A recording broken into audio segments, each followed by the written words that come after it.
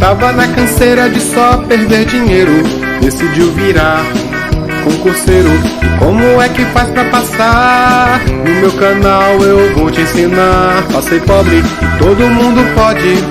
Passei pobre e você também pode.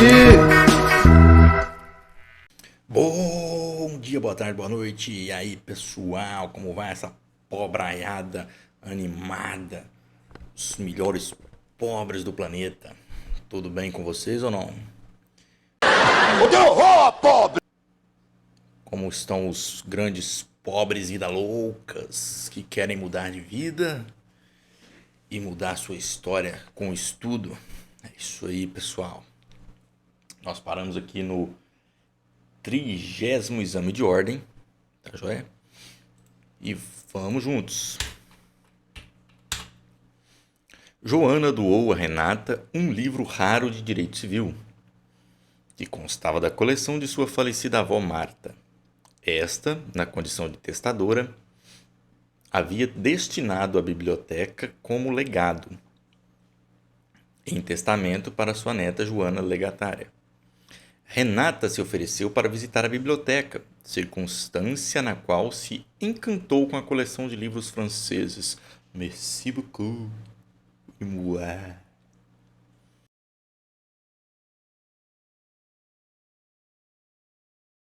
Renata então ofereceu-se para adquirir ao preço de R$ 1.000 todos os dias da coleção ou todos os livros da coleção. Oportunidade em que foi informada por Joana, que era a legatária,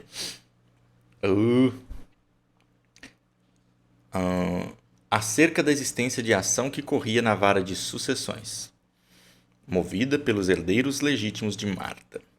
A ação visava impugnar a validade do testamento e, por conseguinte, reconhecer a ineficácia do legado, ou seja, da biblioteca, recebido por Joana.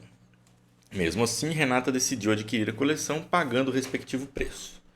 Então, pessoal, o que aconteceu? Vamos lá. Joana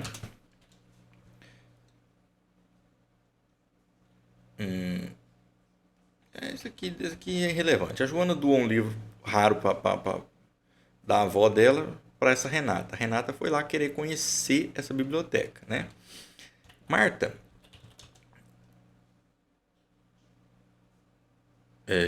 Marta era a avó, né? A testadora. Marta, a avó, deixou em testamento a biblioteca como legado para Joana, não é isso? Tá. E aí, pessoal, a Renata, vendo aquela biblioteca chiquetérrima, ofereceu R$ 1.000 por todos os livros da coleção. E mesmo sabendo, ó, a Joana, que é a dona dos livros, teoricamente, a legatária, falou, não, mas tem uma ação aí que corre aí na vara de sucessões aí, ó, tem uns herdeiros legítimos da Marta aí. E cadê? Eles visam impugnar aí o testamento e cancelar tudo aí, tem que devolver e tal. Perigoso aí. Pô, não tem importância não, eu compro. Porque ela quis arriscar, por quê? Porque R$ 1.000 vale a pena arriscar, né? Então ela, por R$ 1.000, são livros raros, R$ 1.000, ela comprou todos os livros da coleção.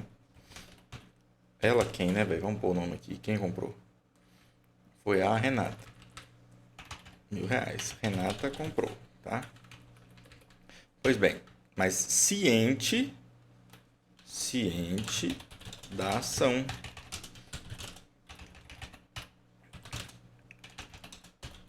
que discutia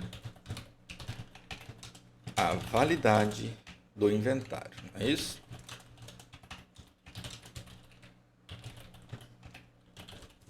Bom, vamos lá. Aí, tá. O que querem saber? Diante de tais situações, assinale a afirmativa correta. Quanto aos livros adquiridos pelo contrato de compra e venda, Renata não pode demandar Joana pela evicção, pois sabia que a coisa era litigiosa. Pessoal, vamos voltar ao nosso Instagram, não é? Porque lá nós temos algumas imagens que facilitam o nosso trabalho aqui, não é isso? Testamento, doação e evicção, tá? Quando uma pessoa vende ou doa bem recebido por testamento, no curso de ação judicial que discute a validade do testamento, quem comprou ou recebeu o bem os perderá, tá? O comprador inocente tem direito a cobrar o vendedor pela evicção, tá certo? Então, ele é inocente, ele não sabia que tinha essa ação judicial, porque ele recebeu achando que estava desembaraçado o produto, bem. E aí ele perde, a justiça vai, toma e devolve para quem é de direito. Ele pode cobrar a pessoa que o vendeu, tá? O comprador que foi informado da existência do litígio e ainda assim resolve comprar, assume o risco e não pode demandar pela evicção. Então, estamos lá no Código Civil, no artigo 457, tá ok? Não pode o adquirente demandar pela evicção se sabia que a coisa era alheia ou litigiosa. Então, ele comprou sabendo que era de outra pessoa ou que estava em litígio. Se ferrou, tá? A outra pode até devolver o dinheiro para ele se quiser, mas demandar em justiça não pode, tá? Então vamos às alternativas. Quanto aos livros adquiridos pelo contrato de compra e venda, Renata foi quem comprou os livros. Não pode demandar Joana pela evicção, pois sabia que a coisa era litigiosa. Exatamente, a alternativa A é a alternativa correta. Tá joia? Vamos na B. Com relação ao livro recebido em doação, Joana responde pela evicção. Especialmente porque na data da avença, Renata não sabia da existência de litígio. Então, é besteira isso aqui, tá? Porque ela sabia, porque a própria questão fala que sabia. Então, essa alternativa aqui foi de graça, eliminada. A informação prestada por Joana e Renata acerca da existência de litígio sobre a biblioteca que recebeu em legado deve ser interpretada como cláusula tácita de reforço da responsabilidade pela evicção. Não. Primeiro que essas coisas não existe cláusula tácita, não, viu? Não. O contrato gratuito firmado entre Renata e Joana classifica-se como contrato de natureza aleatória, pois Marta soube posteriormente do risco da perda do bem pela evicção. Não, ela não soube posteriormente, ela soube antes. E não é um contrato aleatório porque ela sabia exatamente o que ela estava comprando e sabia a quantidade, ela sabia tudo, né? Esse povo é veaco, eles tentam pôr o contrato aleatório aqui porque tem aquele contrato aleatório por acidente, né? Que seria aí uma situação em que poderia ser aleatório no sentido de risco, né? Eu estou correndo risco, né? Mas está errado. Vamos para a questão de número 36. Alternativa A é a correta, viu, pessoal?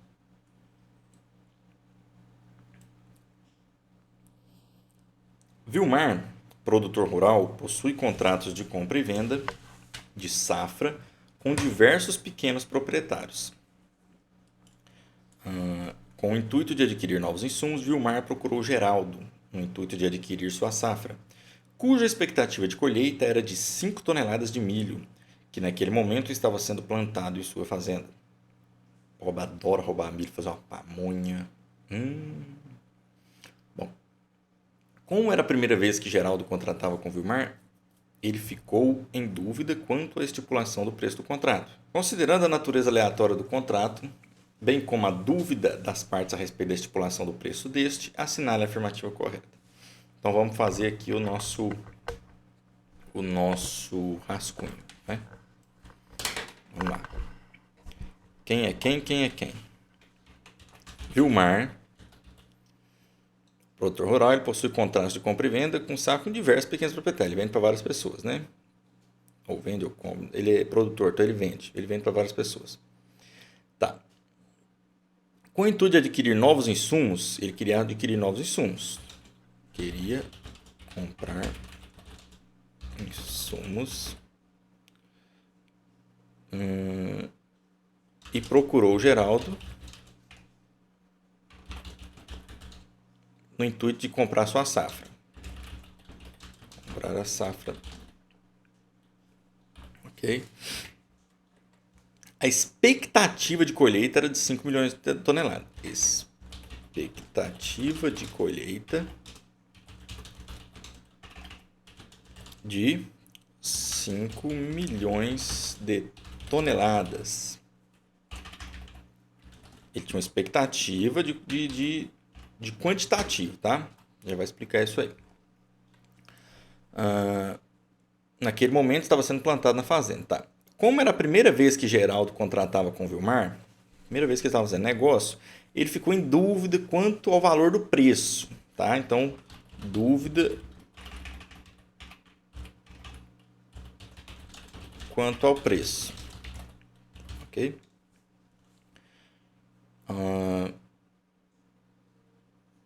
Considerando a natureza aleatória do contrato, que de fato é um aleatório por acidente, bem como as dúvidas das partes a respeito da exploração do preço, assinalar a afirmativa correta. Então, ele quer saber aqui em relação ao preço tal, e a natureza do contrato, tá?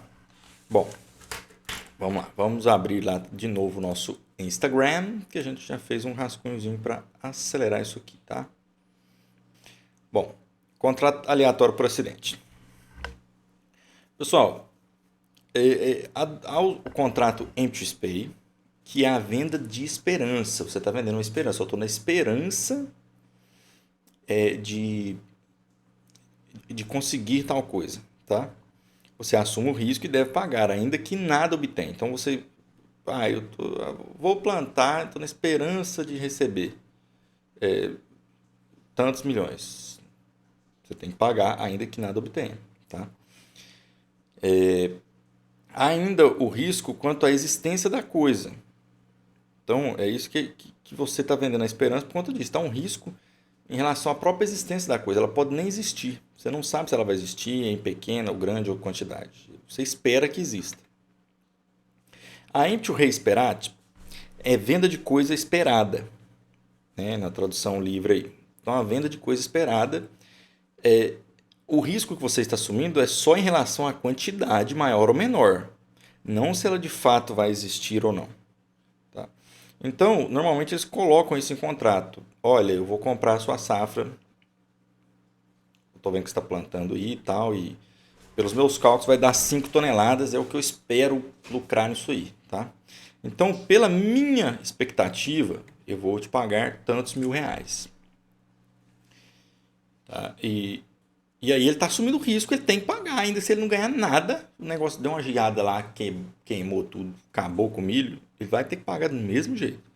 Porque ele não sabe se aquilo lá realmente iria existir. Estava sendo plantado, não sabia se aquilo ia vingar. Né?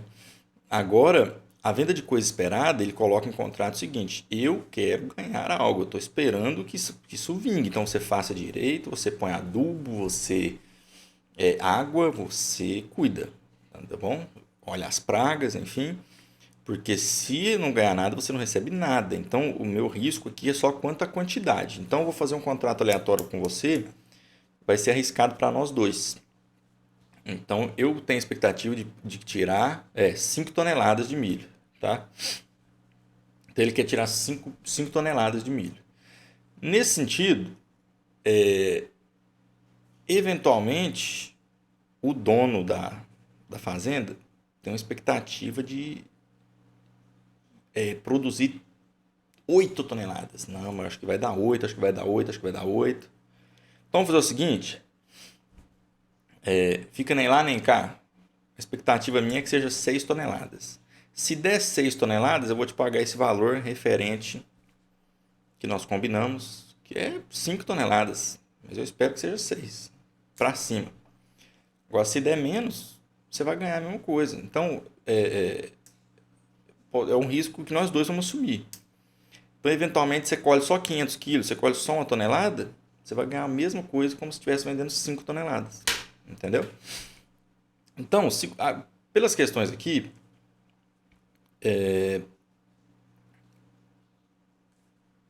Deixa eu ver aqui onde é que está. A estipulação do preço do contrato entre Vilmar e Geraldo pode ser deixado ao arbítrio exclusivo de uma das partes. Ou seja, ele estava na dúvida de quanto que vai ser. Quanto que vai ser isso aqui e tal? Eu não estou em dúvida, eu nunca comprei com você. Aí vamos fazer o contrato de qualquer jeito e deixa só um decidir o preço? Não pode. Precisa ter paridade entre as partes. Então, deixa eu ver aqui o Código Civil. Ele não é permitido que se faça. Tem uma situação aqui que fala que ambos devem participar. Essa alternativa está errada. Ela não pode ser só uma parte. Tá? Olha. Se Vilmar contratar com Geraldo a compra da colheita de milho, mas, por conta de uma praga inesperada para cujo evento o agricultor não tiver concorrido com culpa, e este não conseguir colher nenhuma espiga, Vilmar não deverá lhe pagar nada, pois não recebeu o objeto contratado. Olha só. Então, ele contratou a compra de colheita de milho. Tá? Se Vilmar contratou a compra de colheita de milho. Mas por conta da praga inesperada, para cujo evento não tinha concorrido com culpa, o agricultor não teve culpa nenhuma, e este não conseguir colher nenhuma espiga, Vilmar não tem que pagar nada. Tem que pagar sim, nós já vimos lá. Ele assumiu o risco, tá? Ele falou, eu acho que vai ser 5 toneladas. Então ele vai ter que pagar sim. Se Vilmar contratar com Geraldo a compra das 5 toneladas de milho, tendo sido plantado o exato número de sementes para cumprir tal quantidade, e se, apesar disso, somente forem colhidas 3 toneladas de milho, em virtude das poucas chuvas, Geraldo não receberá o valor total em virtude da entrega em menor quantidade. Quando é o risco em relação à quantidade, ele recebe essas toneladas a menor e paga o preço que havia combinado. Não interessa quanto que colheu. Tá? Ele comprou safra. Então, é um evento incerto ali. Ele não sabe se isso aí vai realmente dar certo.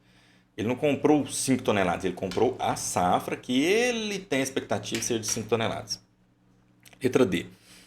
A estipulação do preço do contrato entre Vilmar e Geraldo poderá ser deixada ao arbítrio de terceiro, que desde logo prometerem designar. Sim, quando há dúvida, isso aqui está certo, quando há dúvida, pode ser colocada para terceiro decidir o preço. Qual que é o artigo desse negócio, hein? Deixa eu ver se eu acho aqui, pessoal.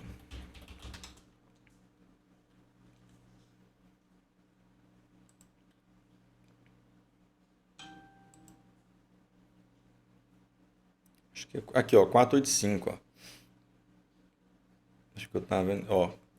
A fixação do preço pode ser deixada ao arbítrio de terceiro, que os contratantes logo designarem ou prometerem designar. Então, ó, nós vamos combinar o seguinte, nós vamos pôr o cara lá, ele é especialista em milho, ele que vai decidir o preço para nós. Então, ele que vai decidir. O que ele falar lá é o que a gente vai pagar e que você vai receber, tá?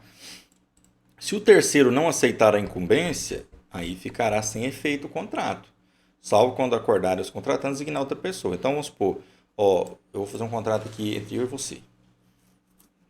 Aquele cara lá, ele é o especialista em milho. O preço que ele falar é o preço que a gente vai dar, tá? Só que a gente fez sem falar com o cara. E aí chega lá na hora, o cara fala, não, eu não aceitei isso aí, não posso, estou ocupado, não vou mexer com isso não. Então o contrato fica sem efeito. A menos que aí a gente sente e fala, não, vamos achar outra pessoa para designar o preço, tá? A alternativa correta é a alternativa de letra D. Vamos para a questão de número 37 do 30º exame de ordem. Vamos encerrando aqui o direito civil, hein, pessoal? Lucas, interessado na aquisição de um carro seminovo, procurou Leonardo, que revende veículos usados. Vamos lá. Opa. Então é isso aí, ó. Lucas está interessado na aquisição de um carro seminovo.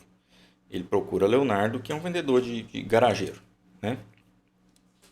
Ao final das tratativas, e para garantir que o negócio seria fechado, Lucas pagou a Leonardo um percentual do valor do veículo a título de sinal. Após a celebração do contrato, porém, Leonardo informou a Lucas que, infelizmente, o carro que havia negociado já havia sido prometido informalmente para um outro comprador. Velho amigo de Leonardo, motivo pelo qual Leonardo não honraria a avença, ou combinado. Frustrado, diante do inadimplemento de Leonardo, Lucas procurou você, como advogado, para orientá-lo.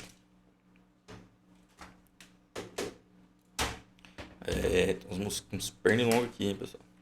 Bom, vamos fazer aqui o nosso rascunho padronizado. Lucas.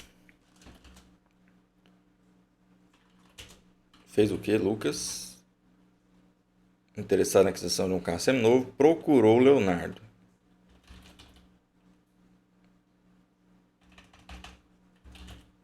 Não, vamos ver como a gente põe para resumir bem. Dá sinal para garantir compra de carro de Leonardo, ok? Leonardo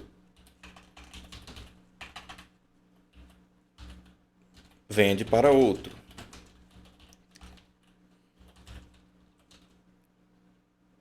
Mesmo tendo recebido o sinal. E aí Lucas vai no advogado e fala: e aí, doutor, me ajuda aí nesse negócio aí, como é que eu vou fazer? O cara, combinei o negócio com o cara, peguei empréstimo no banco para pagar o resto, vou ficar com o empréstimo lá financiado e não vou, como é que eu vou pagar o carro agora sem carro? Pois bem, nessa situação, qual opção? Assinale a opção que apresenta a orientação dada. Qual orientação que você, enquanto advogado, deve dar ao ao Lucas? Vamos voltar lá para o nosso Instagram. Onde que é que nós paramos? Aqui é um contato aleatório, né? As arras ou sinal. Vamos lá. As arras ou sinal, eles podem ser penitenciais ou confirmatórias. Quando ela é penitencial, é para punir, ela tem uma penitência ali pelo próprio nome, tá? Então, você tem direito de arrependimento? Tem. Só que ela te pune, ela é indenizatória em caso de desistência. Você perde o valor dado devolvendo o objeto do negócio. Então, você deu lá.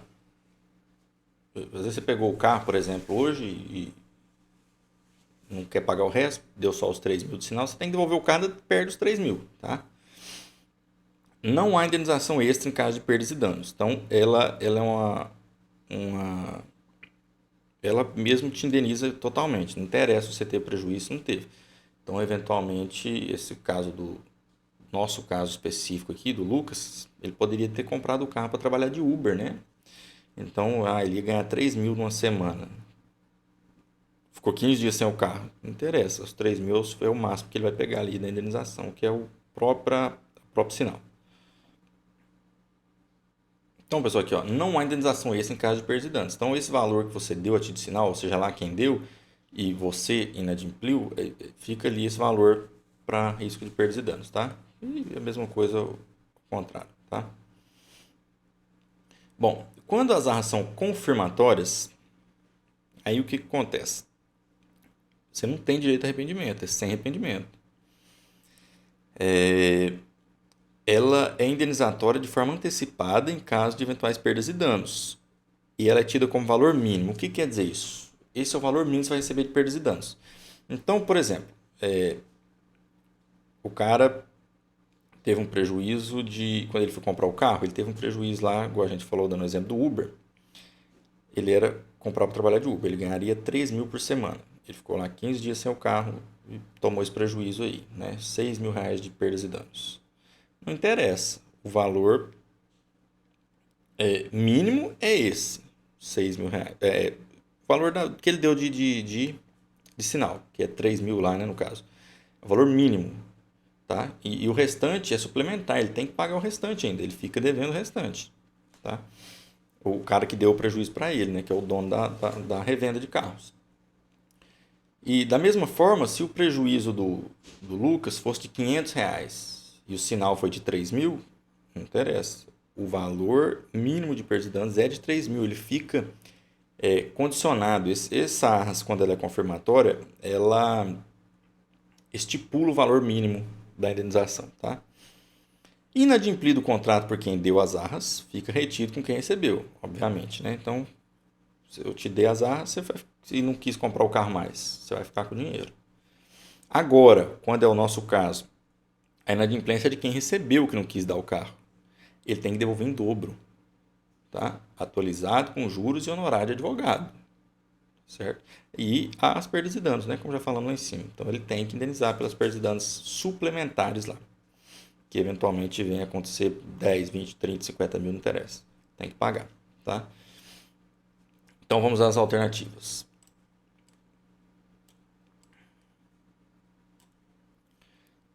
Leonardo terá de restituir a opção que apresenta... Não, Leonardo terá que restituir a Lucas o valor pago a título de sinal. Leonardo é o dono da loja, tá? Com atualização monetária, juros e honorários de advogado, mas não o seu equivalente. O equivalente é o dobro, é porque o Código Civil agora, ele mudou esse negócio, coloca equivalente, né? Mas é o valor equivalente ao mesmo que você pagou, então é o dobro, tá? Então tá errado porque fala que não tem que dar equivalente, tem sim, tem que dar o dobro, nós falamos lá. Leonardo terá de restituir a Lucas o valor pago a título de sinal, certo? Mais o seu equivalente, certo? Com atualização monetária, certo? Com juros e honorário de advogado. A alternativa B está corretíssima. A C. Leonardo terá de restituir a Lucas apenas metade do valor pago a título de sinal, pois informou tão logo quanto possível que não cumpriria o contrato. Não tem essa possibilidade. Leonardo não terá de restituir Lucas o valor pago a título de sinal, pois este é computado como início de pagamento, o qual se perde em caso de inadimplemento. Seria se fosse o contrário, né? Mas quem deu causa do inadimplemento foi o Leonardo, não foi o outro lá, então ele não tem que ser punido por isso, tá? Então a alternativa B é correta. Vamos para a questão número 38, que já é 00:43 e eu preciso dormir. Eu estou até perdendo o juiz aqui, viu? Juliana, Lorena e Júlia são filhas de Hermes, casada com Doris. Meu Deus. Então, deixa eu anotar isso aqui, porque senão nós vamos fazer besteirinha. Juliana, Lorena e Júlia, filhas de Hermes, que é casado com Doris. Casado com Doris, não é isso? Pois bem. Recentemente, em razão de uma doença degenerativa, Hermes tornou-se paraplégico. Pode ser uma ELA. Essa doença é muito séria, viu, pessoal? E começou a exigir cuidados maiores para a manutenção da sua saúde. Ficou paraplégico e enrolou o bigode. Nesse cenário, Doris e as filhas Juliana e Júlia se revezavam a fim de suprir as necessidades de Hermes. Doris e as filhas Juliana e Júlia. Tá? Então, peraí, ó. A esposa e duas filhas ajudavam a cuidar do velho, né? A cuidar. Exceto Lorena, não é isso? Lorena, porque era Juliana e Júlia e a véia. Então, Lorena não. Nesse cenário, causados pela enfermidade. Quanto a Lorena, essa deixou de visitar o pai após este perder o movimento das pernas, recusando-se a colaborar com a família, inclusive financeiramente. Lorena não ajuda em nada, maldita. Filha da puta.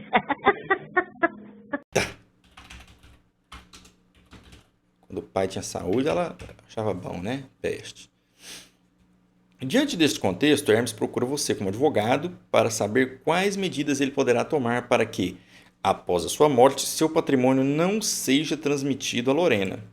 Então, o Hermes, ele está paraplégico, mas ele está lúcido, ele está conversando e tal. Ele vai lá e fala, não, essa filha minha é uma peste, meu patrimônio não quero que vá para ela de forma alguma, tá?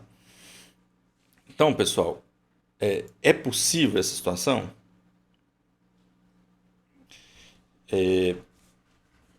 Deixa eu ver aqui, vamos abrir o código, não é? Aliás, vamos abrir a nossa imagem do Facebook, que ficou bem legalzinho, eu acho. Vamos ver? Aqui, ó. Ó. Causas de indignidade diferente de deserdação, tá? A indignidade, pessoal, quando a pessoa, o herdeiro, é considerado indigno, como que ele é considerado indigno? Ele precisa de uma sentença judicial lá para declarar essa dignidade. Mas aí, qualquer sucessor pode ser indigno, tá? Então, qualquer um deles pode ser considerado indigno. Inclusive, eventual testamentário e tal, acho que pode ser entrar nessa situação aí, tá? Bom, a motivação pode ser por ato ocorrido antes ou depois da sucessão, mas tem um prazo de decadencial de 4 anos. Então, a motivação para declarar essa dignidade, ela pode ser por ato que aconteceu antes de abertura da sucessão com o cara ainda vivo, ou ele fez um ato depois, ela, a moça, né? Depois da sucessão. E depois desse ato aí tem esse prazo decadencial de 4 anos para ação judicial de indignidade, tá? Autor ou partícipe... Ó, esse aqui são atos de indignidade, tá?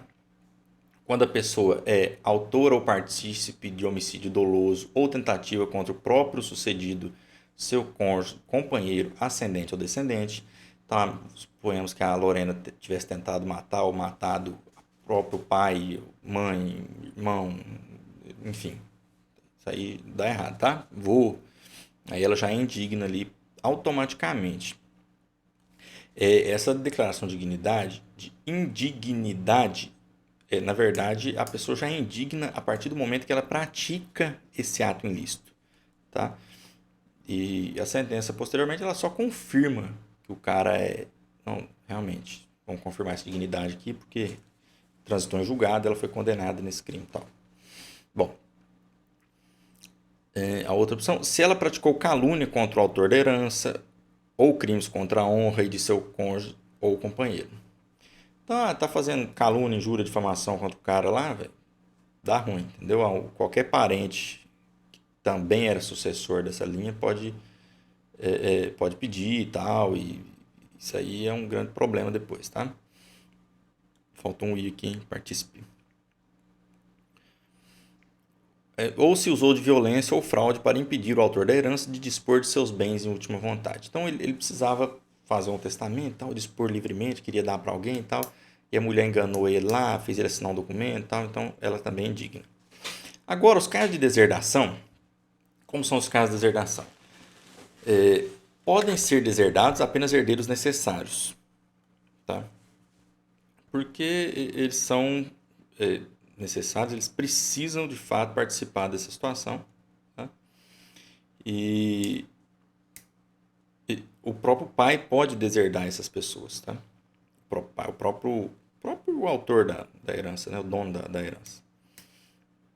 Isso ele vive ainda, né? A motivação deve ser ato ocorrido antes da abertura da sucessão. Então, antes de abrir a sucessão... faltou um aqui também. Antes de abrir a sucessão, ele precisa que esse fato tenha acontecido antes, tá? Deve ser feito por testamento pelo autor da herança, com futura confirmação judicial, também no prazo decadencial de 4 anos. Tá?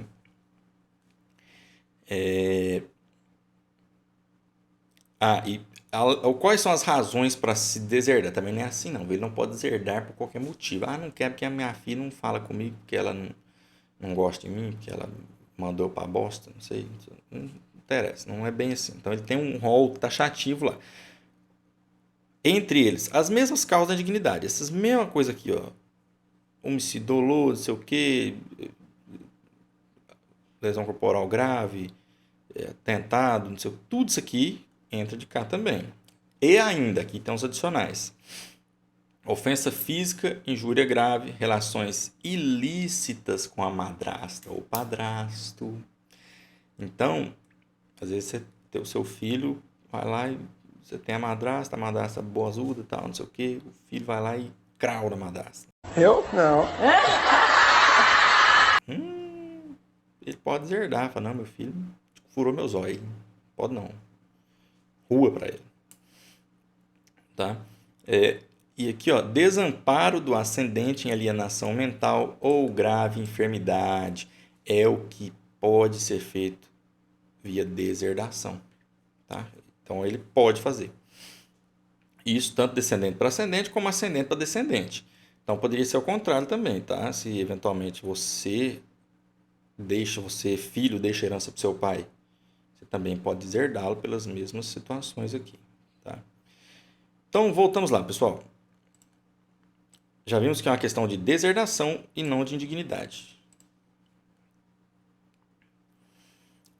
A pretensão de Hermes não poderá ser concretizada segundo o direito brasileiro. Errado, já vimos que pode, visto que o descendente herdeiro necessário não poderá ser privado de sua legítima pelo ascendente em nenhuma hipótese. Já falamos isso aqui, torna a repetir.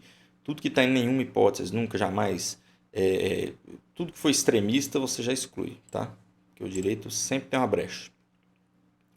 Não é necessário que Hermes realize qualquer disposição ainda em vida, pois o abandono pelos descendentes é causa legal de exclusão da sucessão do ascendente por indignidade.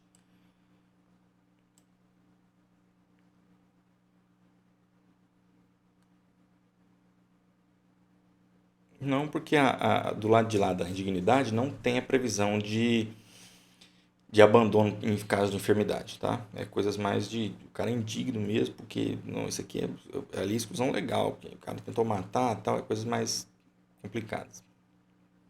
Então, errado. Existe a possibilidade de deserdar o herdeiro necessário por meio de testamento, ok? Mas apenas em razão de ofensa física, injúria grave e relações ilícitas com madrasta ou padrasto atribuídos ao descendente. Isso aqui faz os outros cair, hein? Vamos ver a outra, ó. Porque negócio de doença grave tem lá também, nós vimos, né? É possível que Hermes disponha sobre deserdação de Lorena em testamento, indicando expressamente o seu desamparo em momento de grave enfermidade, como causa que justifica este ato. Oh, meu Deus, então a alternativa D está correta, tá? Isso aí está lá no artigo 1962. Vamos para a alternativa de letra de número 39 do 30º exame de ordem. Alberto, adolescente, obteve autorização de seus pais para casar-se aos 16 anos de idade com sua namorada Gabriela. O casal viveu feliz nos primeiros meses de casamento. Mas, após certo tempo de convivência, começaram a ter constantes desavenças. Assim, a despeito dos esforços de ambos para que o relacionamento progredisse, os dois se divorciaram pouco mais de um ano após o casamento, ou seja, ainda com 17 anos de idade. Muito frustrado, Alberto decidiu reunir algumas economias e adquiriu um pacote turístico para viajar pelo mundo e tentar esquecer o ocorrido.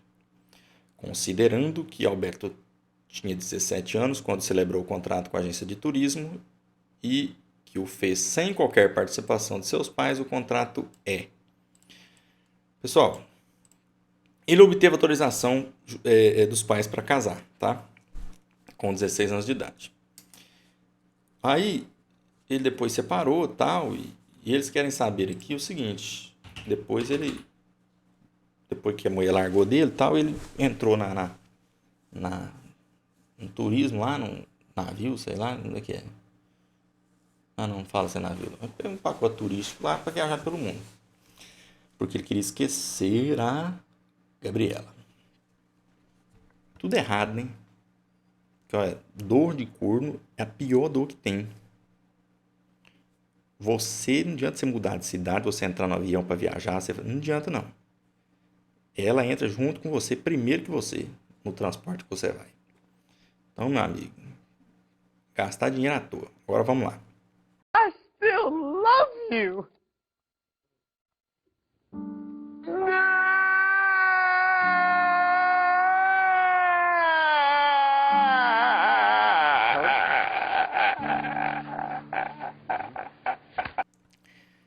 Mas não é essa a intenção. A FGV quer saber o seguinte, em relação ao contrato de viagem, ele fez com 17 anos, esse contrato é válido? Ele é nulo, é anulável, é ineficaz? O que acontece com esse contrato aqui? Pessoal, porque ele tinha 17 anos, não foi assistido por ninguém. Mas ele era emancipado de forma legal, porque ele casou. Então, o casamento, pessoal, é causa de emancipação. Olha lá, ó, emancipação. Deixa eu ver se eu tiro isso aqui mais para baixo. Legal. Porque casou, já emancipa automaticamente. Então ele é maior de idade já, tá? Na emancipação, ela pode ser voluntária, onde os pais autorizam por escritura pública a própria emancipação. Eles vão lá, os dois pais, nós vamos lá agora, nós vamos fazer a sua emancipação. Os dois assinam, ela fica emancipada a partir dos 16 anos para todos os atos da vida civil, tá? A emancipação pode ser judicial. Por que judicial? Porque eventualmente um pai não concorda com a mãe não concorda com o pai, não, isso aí não vou deixar, não vou emancipar, não vou assinar, né? Ou até mesmo porque o menor já não tem mais esses pais, não tem mais esse poder familiar, está num abrigo, sei lá, ele está tutelado por alguém, está numa tutela. Então aí o juiz que assina, tá? Agora a emancipação legal, ela acontece de forma automática nesses casos, por acontecimento previsto em lei. Esse negócio de escritura pública não, hein? É porque eu copiei a mesma imagem de cá para cá e esqueci de apagar só para poder pegar a mesma caixa de texto. Vou editar. Bom, isso aqui está errado, tá? Então, independentemente da autorização, não é questão de autorização. Essa emancipação ela é automática por acontecimento previsto em lei.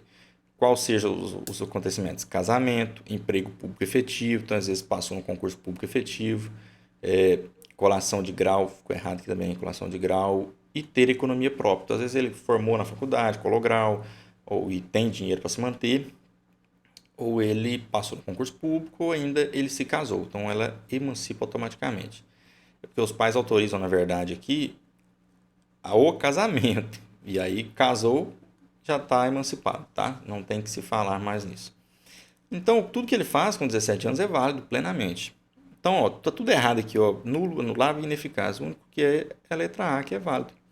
Válido, pois Alberto é plenamente capaz. Exato. Absolutamente incapaz? Não poderia. Absolutamente capaz só abaixo de 16, ele já tinha 17. Então, ele, mesmo que não fosse emancipado, ele seria um relativamente incapaz. Anulável, pois Alberto é relativamente incapaz, não é mais pela emancipação. Ineficaz, pois Alberto não pediu a anuência de Gabriela. Eita, tinha que pedir autorização da esposa para viajar, da ex-esposa, para acabar, hein? A mulher te larga sem ter que pedir autorização. Aí tá tirando, hein, velho? Vamos para a questão de número 41. Deixa eu editar isso aqui já, antes que eu me esqueça, eu vou dar uma pausa e editar. Voltamos aqui na questão número 40. Vamos juntos. Lucas, um grande industrial do ramo de couro, decidiu ajudar Pablo, seu amigo de infância, na abertura do seu primeiro negócio, uma pequena fábrica de sapatos. Lucas doou 50 prensas para a fábrica, mas Pablo achou pouco e passou a constantemente importunar o amigo com novas solicitações. Então vamos anotar aqui. Lucas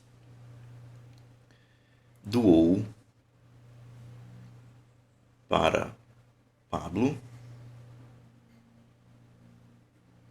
prensas de couro. É isso? E ele, ingrato, ficou enchendo o saco pedindo mais, né?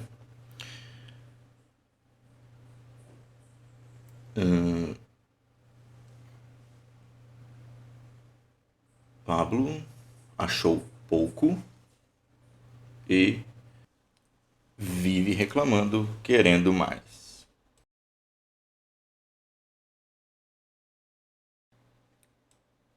Após sucessivos e infrutíferos pedidos de empréstimos de toda a ordem, a relação entre os dois se desgasta a tal ponto que Pablo, totalmente fora de controle, atenta contra a vida de Lucas.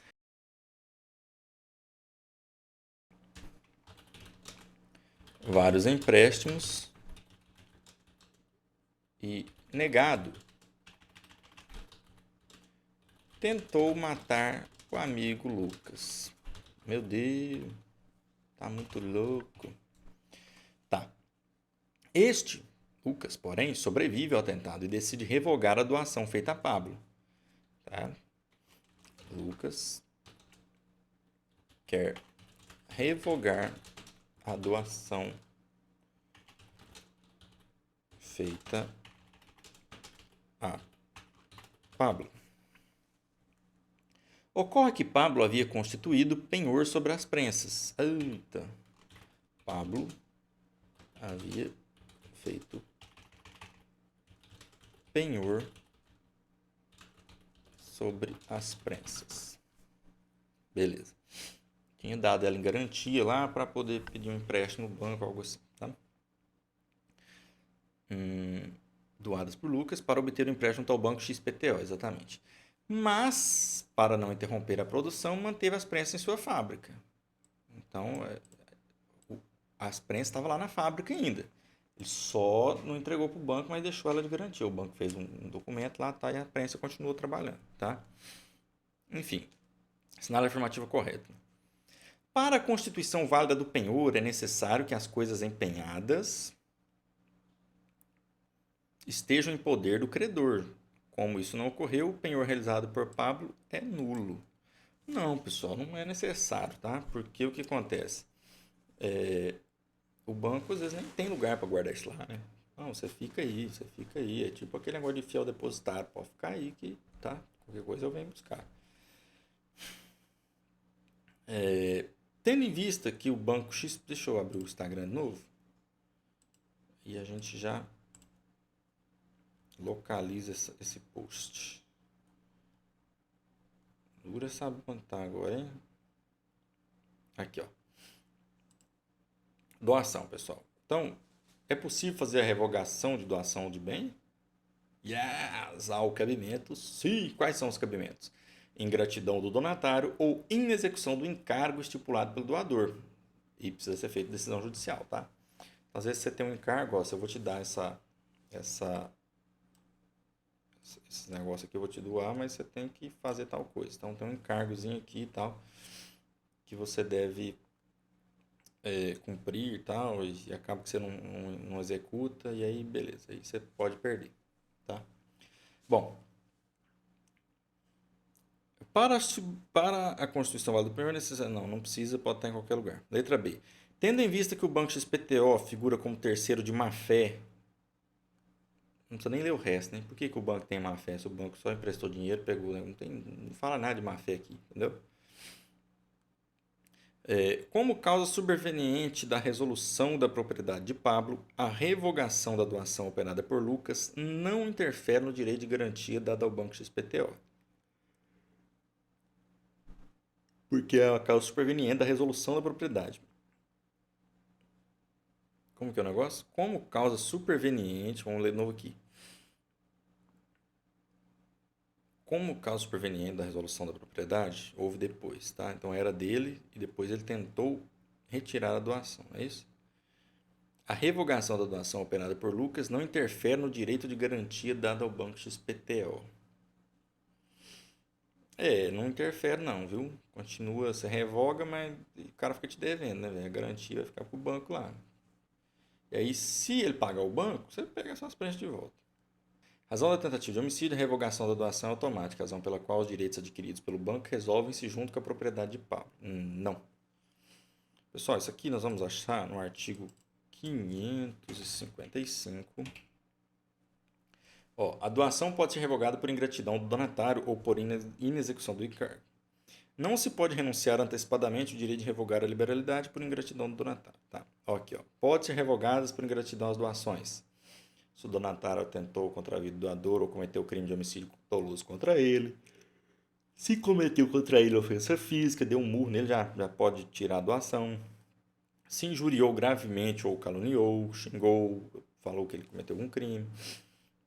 Se podendo ministrá-los, recusou ao doador os alimentos de que esse necessitava, então você ganhou uma doação, cara. O cara tá passando fome, você não vai lá e dá um prato de comida pro cara, você pode perder a doação, tá?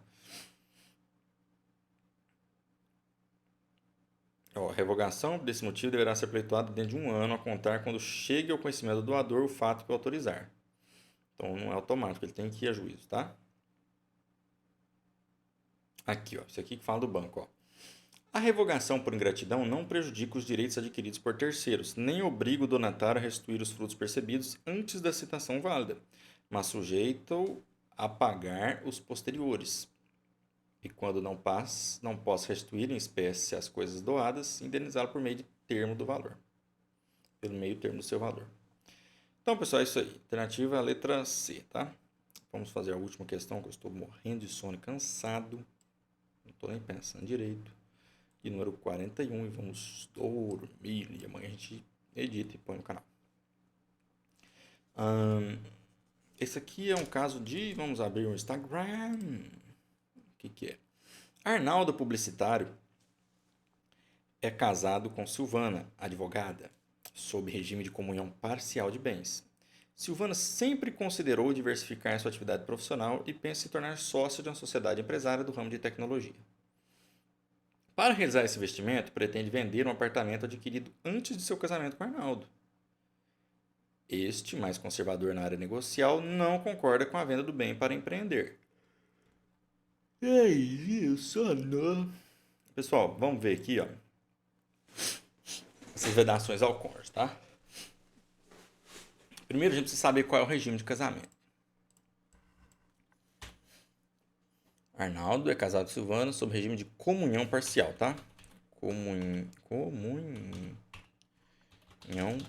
parcial. E ela quer vender o quê? Um apartamento que adquiriu antes do casamento. Um apartamento que comprou antes de casar. Aí o maridão não concorda, que o marido é mais seguro, tal, não, imóvel, a gente tem que investir em imóvel, tal, imóvel é bom, tal, não sei o quê. Tá, e quais são os artigos? Ó, artigo, vamos ver aqui, ó, 1647. 1647.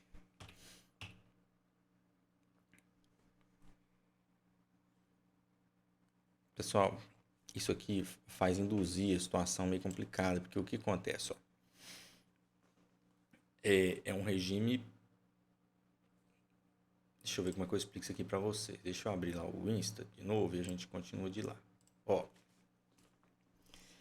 não pode ser autorização do cônjuge e aqui pode ser suprido. O que o cônjuge não pode ser autorização do outro? Alienar ou gravar de ônus real os bens imóveis. Ponto. Pleitear como autor ou réu acerca desses bens ou direitos. Prestar fiança ou aval. Porque fiança é um negócio que você pode perder até a casa de morada. Então, sem o aval do outorga uxória, né, você não pode fazê-lo. Marital, que seja, a gente tem que pedir a assinatura do cônjuge. Fazer doação não sendo remuneratória de bens comuns ou dos que possam integrar a futura ameação. Cara, isso aí é o seguinte, por que isso aqui induz a erro? Porque ele fala aqui, ó, é comunhão parcial. Então, o que a gente pensa? O que é comunhão parcial? É que os bens não se comunicam, né? E em caso de divórcio ali, o que vai acontecer? O que era dos nubentes antes do casamento é só deles. E parcial porque tudo que eles conquistaram após o casamento divide-se entre eles. Aí a pessoa vai no seco nisso aqui, uma pegadinha do maléfico examinador da OAB, porque faz você ir seco e falar assim, não é parcial, ela comprou antes, é dela, ela faz o que ela quiser. Não, pessoal, porque a lei aqui, ó, fala que não pode, ó. Ressalvado o disposto no artigo 1648, nenhum dos cônjuges pode, sem autorização do outro, exceto no regime da separação absoluta, parcial, não tem isso, alienar ou gravar de ônus real os bens imóveis. Tá entendendo? Por quê, pessoal? Ainda que não seja dele, ainda que ele, eventual separação fique só com ela, durante a vigência da sociedade conjugal, é um risco muito grande para a pessoa. Ela se casou, às vezes, confiando naquela casa. Então, A mulher casa com o cara, não, eu tenho uma casa e não vou ficar na rua, nós podemos ficar tranquilo, você vai casar, nós não vamos pagar aluguel e tal. E aí o cara vai lá e vende? Não pode, entendeu? Depois que separou, aí beleza, mas enquanto tá junto lá, ela tem direito de ficar na casa, ela tem direito de ter a segurança dela. Então não pode acontecer isso aqui não. Só se for separação absoluta, só se cada um fosse dono do seu, tá? Então voltamos às alternativas. Alternativa letra A. Silvana não precisa de autorização de Arnaldo para alienar o apartamento, pois destina-se ao incremento da renda familiar. Errado, não tem nada disso. B. A autorização de Arnaldo para alienação por Silvana é necessária por conta do regime da comunhão parcial de bens. Exato. Alternativa B está correta. Silvana não precisa de autorização de Arnaldo para alienar o apartamento, pois se trata de bem particular. Precisa, já vimos que precisa. A autorização de Arnaldo para alienação por Silvana é necessária e decorre do casamento, independentemente do regime de bens. Errado. Quando fala independente, de qualquer jeito, isso aqui é errado, tá? Se fosse separação, poderia. Então, pessoal, é isso aí. Ficamos por aqui. Desejo a todos uma boa noite. Vou descansar. Desejo-me também uma boa noite. E voltamos qualquer hora dessa aí com o 31º exame de ordem na parte de Direito Civil. Quero acabar com esse negócio de Direito Civil para a gente partir para outras matérias e deixar um curso completinho de OAB para vocês. Grande abraço, tchau, tchau.